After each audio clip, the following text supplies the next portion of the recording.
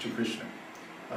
Like actually, if I think of what is mine, it's like my beads and a few little pieces of clothing and maybe, you know, my toothbrush and stuff like that. You know, everything else belongs to Krishna. It's his stuff for doing his work.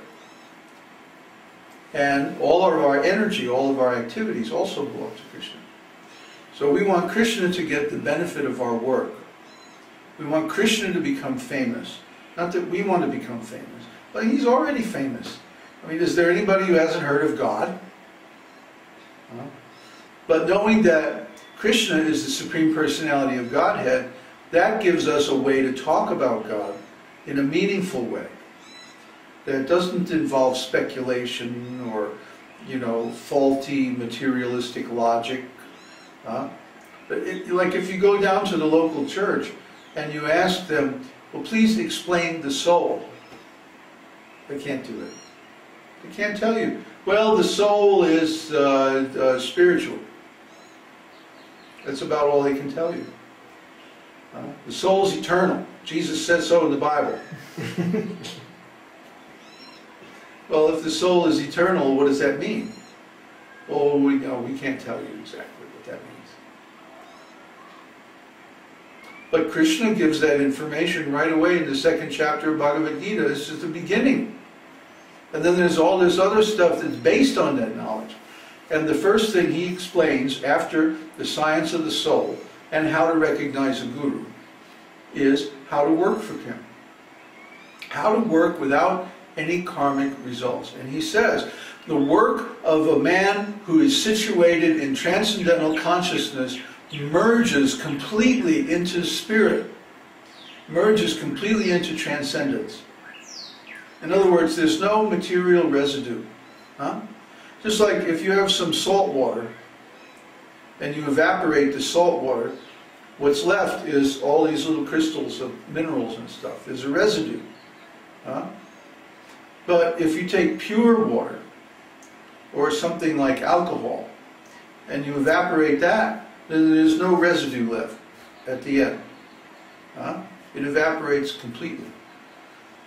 So the activities of a pure devotee are like that. They're like so pure, they don't leave any material residue. We want to become like that. We want to be so pure in our activities, so pure in our conception of reality and our identity, that it doesn't leave any material result. It just goes purely into transcendence. And that doesn't mean impersonalism, it doesn't mean voidism. No, it means we offer them personally to Krishna. Krishna is here in person, as Gaur Nitai. He's here as Lord Nrsimhadev.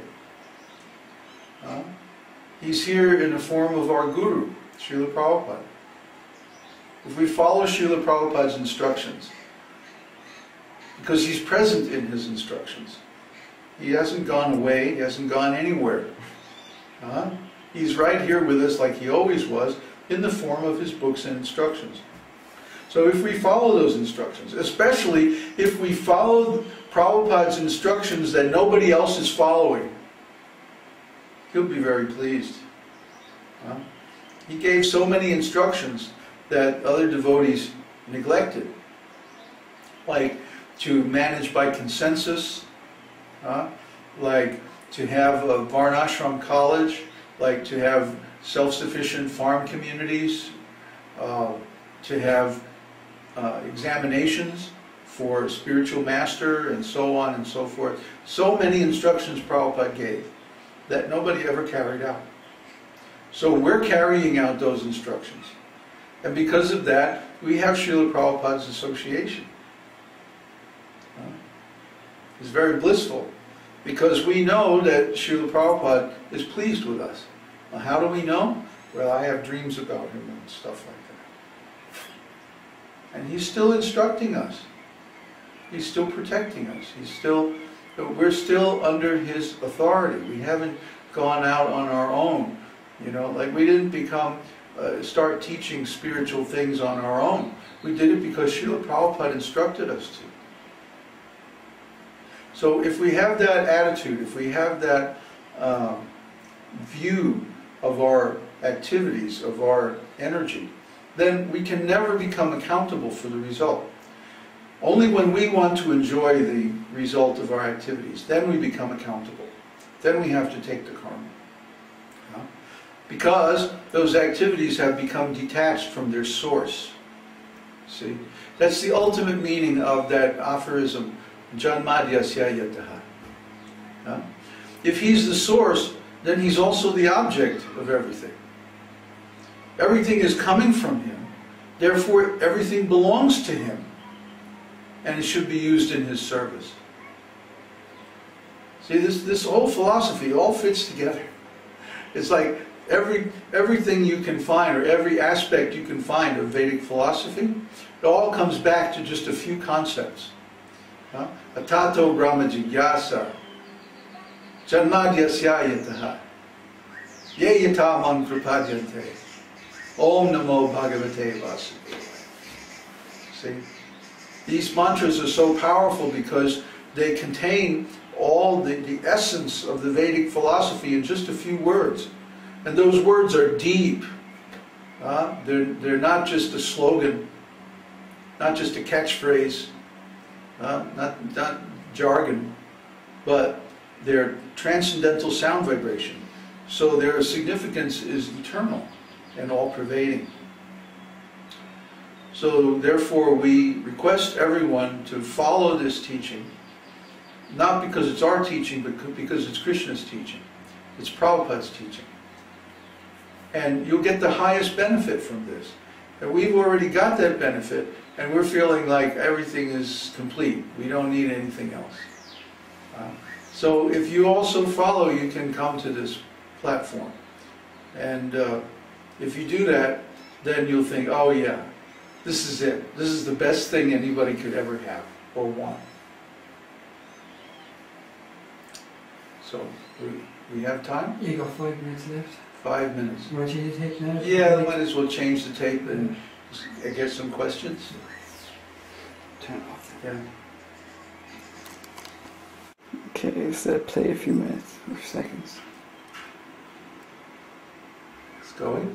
Yeah, it's 10 seconds now. Okay, just don't kick the tripod.